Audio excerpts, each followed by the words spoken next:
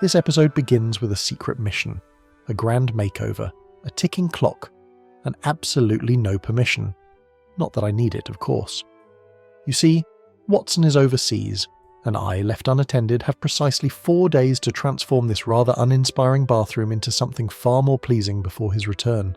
Time is short, the stakes are questionable, the paint is peeling. So naturally I did what any sensible person would do.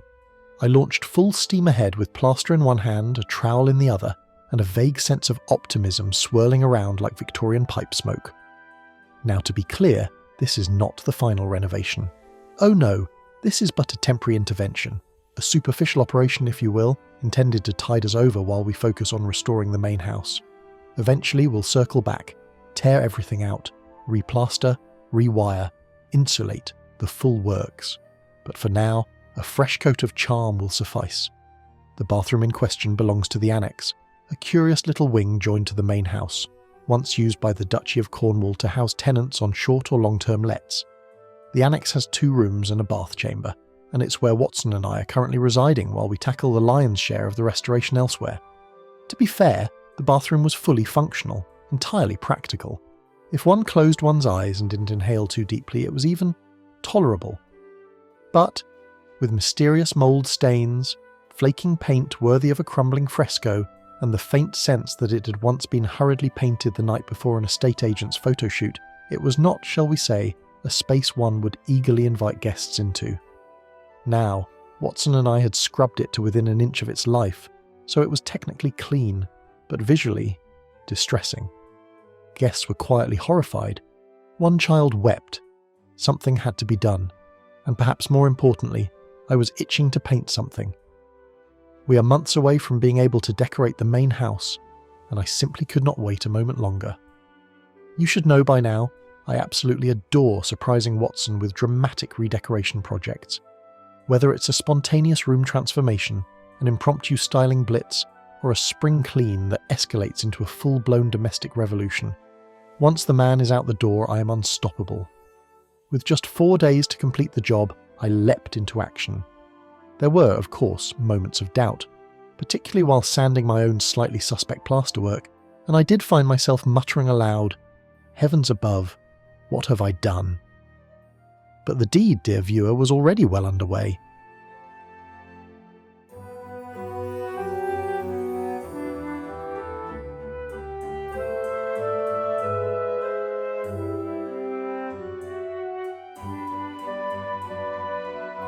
Now, to the truly thrilling part of any project, the choosing of the colours. Inspired by the ever-changing greens of Dartmoor just beyond the window, it felt only right to cloak this room in a verdant hue. I knew which one I loved, of course, but in the spirit of due diligence, I selected 4 contenders and displayed them on various walls throughout the bathroom. The room faces north, fairly dark by nature, and it had been painted a pale duck-egg blue, which only made it feel smaller. I, however, am a firm believer in the power of dark colours. They add warmth, atmosphere, and can make a room feel bigger, not smaller, as some rather cautious souls tend to believe. So I began the ritual, 2 swatches per page, parchment of course, farrow and ball, naturally. Each name penciled in by hand, as though documenting a rare botanical specimen, because one does not simply paint, one curates.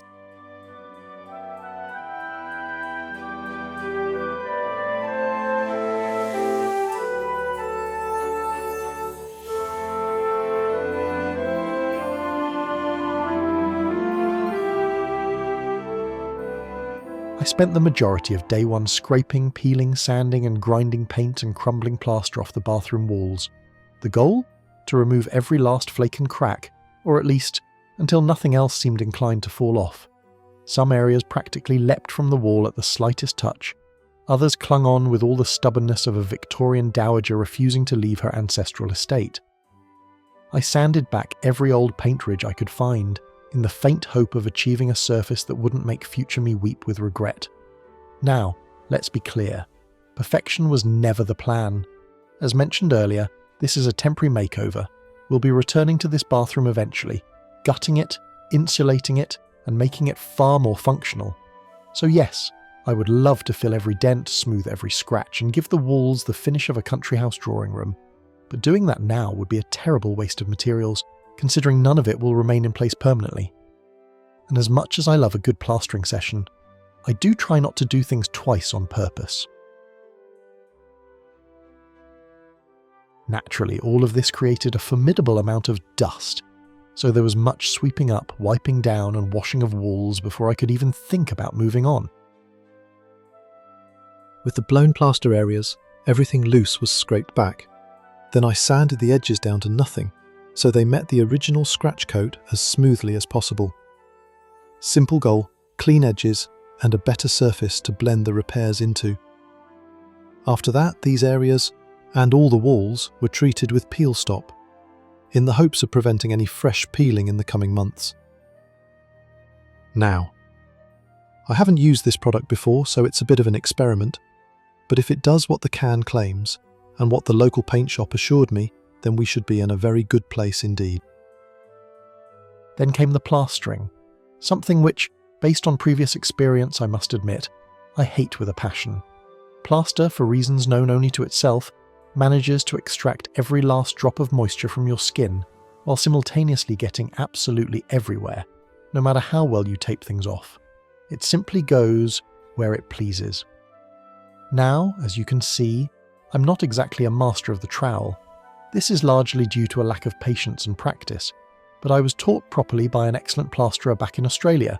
His motto? Less is more. Apply it cleanly, with the aim of sanding back almost nothing. Of course, I was repeating that mantra to myself with every single swipe. But alas, these walls are far from level in any direction. So I accepted my fate. There would be sanding, a lot of sanding. But I saw it as an opportunity to rebuild a few key spots and give the walls some much-needed smoothing. So I abandoned the dream of sleek, effortless plastering. And oh, did I mention I didn't actually have all the right tools for the job? Naturally, wouldn't want to make things too easy for myself.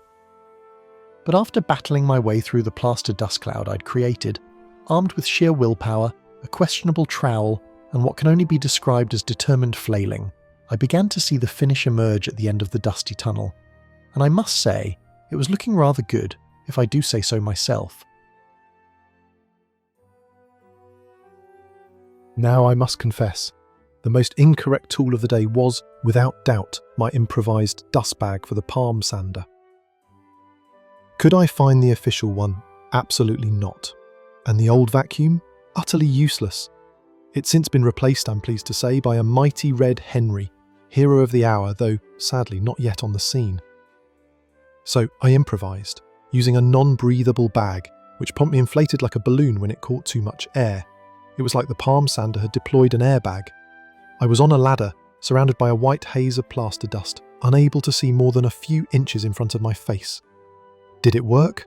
Not really. The room still looked like London in the Great Smog, but it helped marginally, and by the end I'd collected at least a pound of dust in that thing, a small victory with the makings of a great invention, if executed a little more intentionally.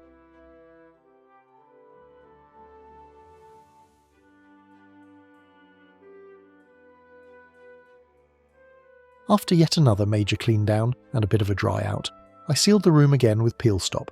Whether that was the right move or not, well, we simply won't know until we know. Then it was onto the skirting boards, a nice crisp white bathroom paint, clean, bright, and deeply satisfying. Once dry, I carefully taped them up, painted the edge white again, which is the secret to getting a beautiful crisp paint line when applying the main wall colour. Next came the cutting in, sealing edges, corners, the tops of the walls. Meticulous work, but oddly satisfying. And then, finally, the first full coat went on.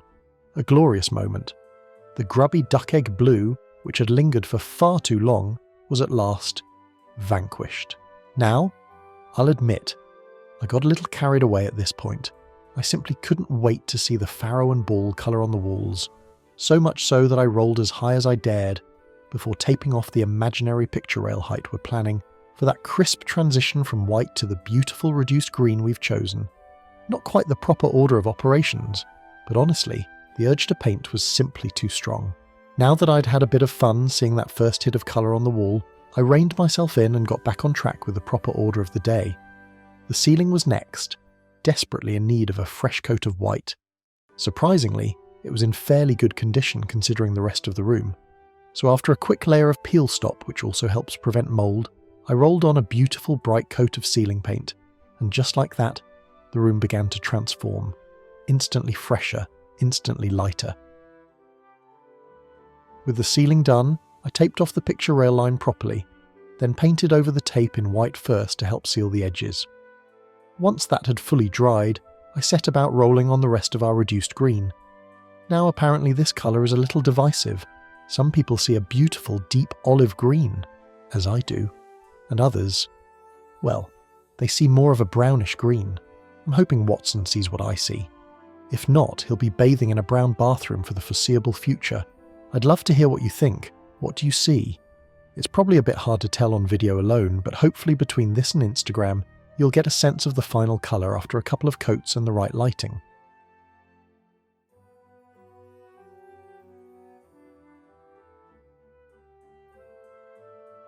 Next on the list, removing the truly dreadful mouldy silicone around the bath and sink. I honestly don't know how anyone lives with it that bad, especially when it's so easy to sort out. I genuinely feel sorry for the previous tenants who must have had to put up with it. So everything had to go. Cut out, cleaned up, and of course, could I find a Stanley knife anywhere in the house? Absolutely not. So, off I went to the craft box and out came the scalpel. Not quite as robust, but I must say, it did a mighty fine job in the end. Precision work, and maybe a snapped blade or two along the way.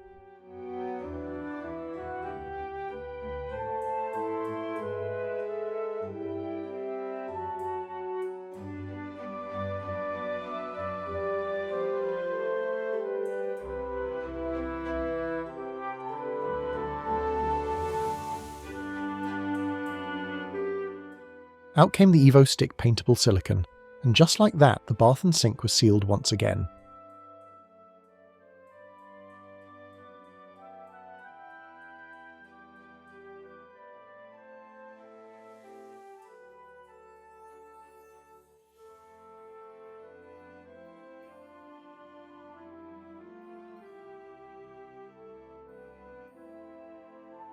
Now, while the days were spent battling plaster and paint, the evenings, accompanied by a bit of TV binging, offered the perfect dust-free window for a quick mini makeover of a small cupboard I'd recently been gifted. The bathroom at this point had zero storage, so I thought this little piece would be a great place to start. It's not large, but it will store a few rolls of toilet paper, which currently live on the radiator in the hallway. Not our finest design moment, plus a few niceties and essentials. It instantly makes the bathroom feel more complete, more considered. And of course, it's the perfect home for a beautiful green spider plant I picked up from Hill House Nursery. As every room needs a plant or two, to tie the cupboard in nicely with the rest of the space, I decided to paint the inside in the other farrow and ball colour I'd sampled, Bancher. It's a beautiful, brighter, fresher olive green, full of richness, and one I think we'll be using in the boot room later on. So I painted the edges, the inner doors, and the interior shelves, which now pop gently against the reduced green walls, just enough contrast to feel thoughtful, without shouting for attention. After replacing the doors and peeling off the protective film from the perspex, sadly not glass, the cupboard was finally ready to be installed. 2 holes later, hammer drilled into what might be the hardest combination of brick and granite known to man, raw plugs were tapped in, and in went the longest screws the holes would take. With that, the cupboard was up. Solid, secure, and exactly where it needed to be, including perfectly level.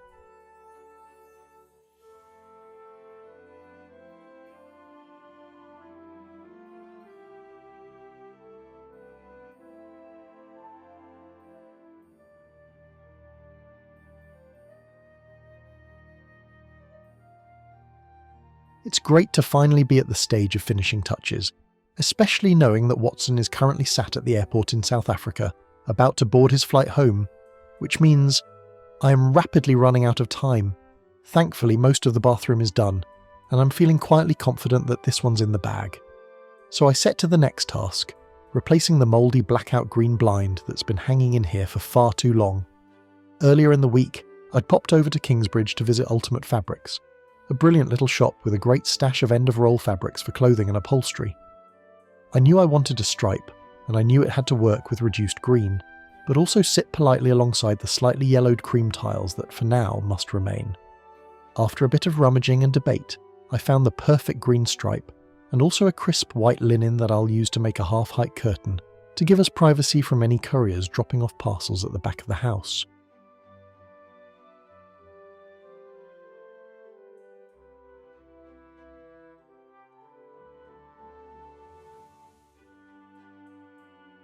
With the fabrics purchased, I started with the half-height curtain, or a café curtain as some might call it, using the beautiful crisp white linen.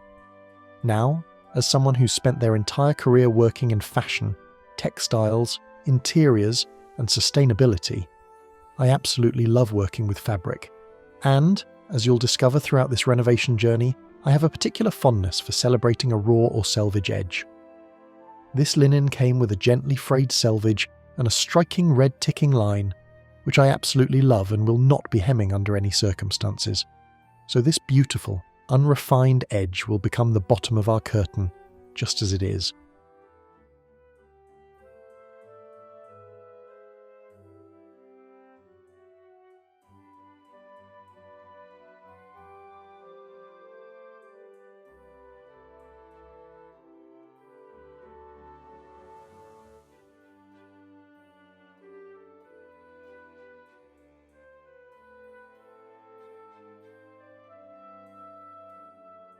A few side seams later sewn on my somewhat antiquated but still functional brother sewing machine, and the curtain was ready to go.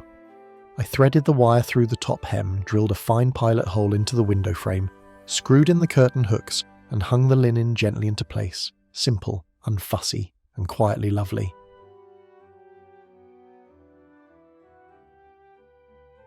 It just needs a quick steam, but not too much. It is linen after all, then it will be perfect.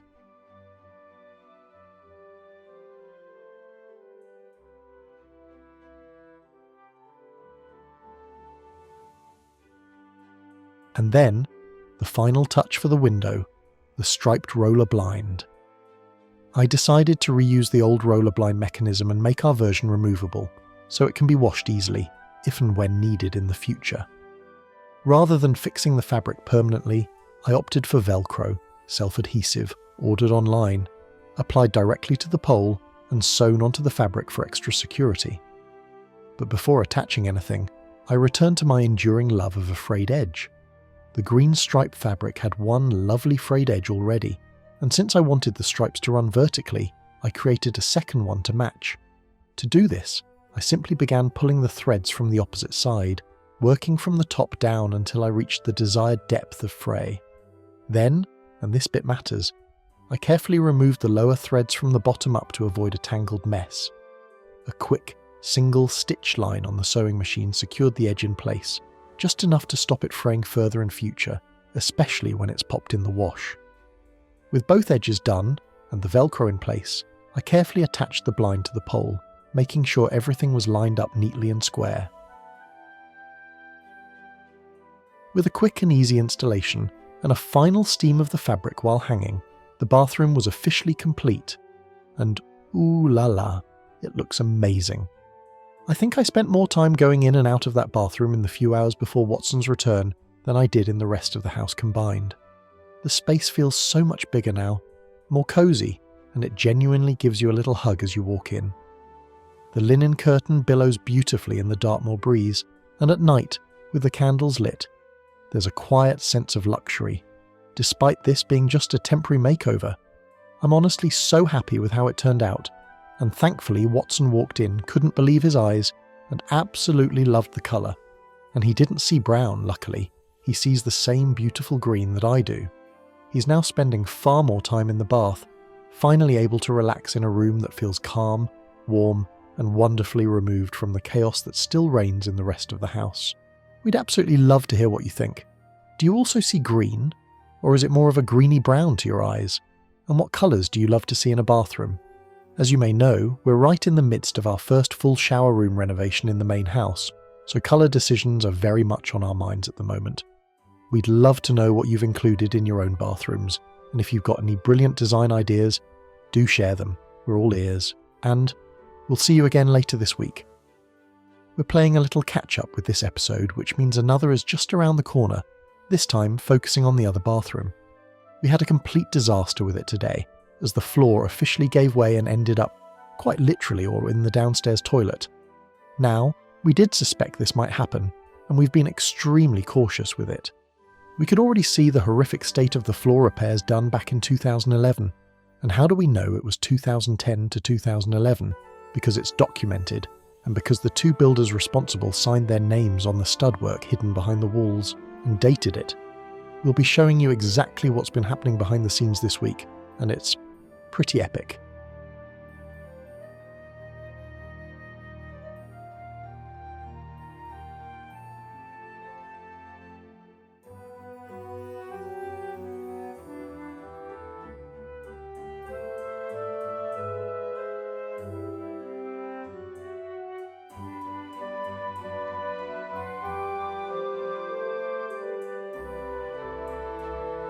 Subscribe below to follow and support us on our journey. This is the Dartmoor Diaries, a most curious case of domestic ambition